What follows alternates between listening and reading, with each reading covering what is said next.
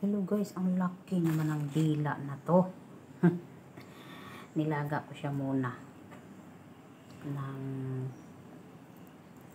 30 minutes. Ayan. Tapos tatanggalan ko ito ng kulay puti. Tapos saka ko siya ilalagay sa pressure cooker. Ayan ang pressure cooker ko. Ayan. Ayan. Tapos ito.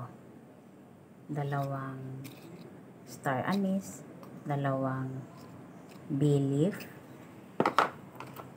at saka lagyan ko siya ng 1 tablespoon na white pepper, at saka light soy, at saka cooking rice wine.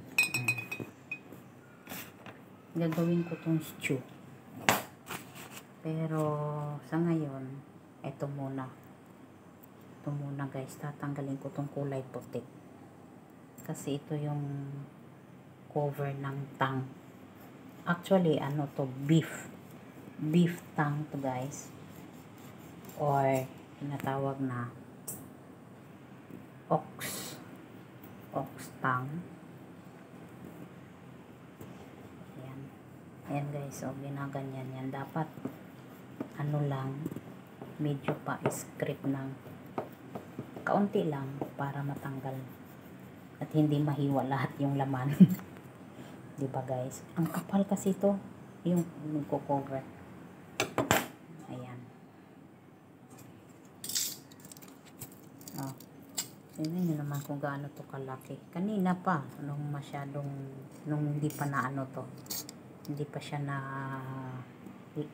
pakuluan ba. Medyo mahaba talaga yan. Ngayon, nag-ano na siya, shrink, maliit. Nagkubol siya kay gipaanuhan ko man. Pabukalan, pinakuluan. Okay guys, ako muna ano nito, linis. Tanggalan ko muna to. Okay, salamat. Bye-bye.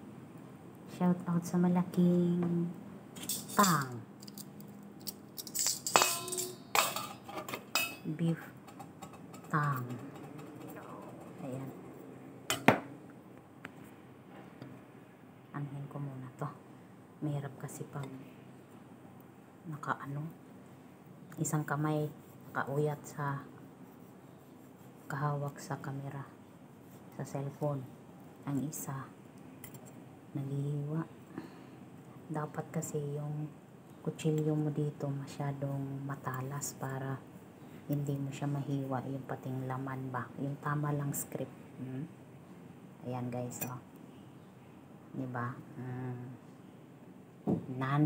Okay, sige, ayusin ko muna to, tapusin pa pala. Bye, thank you.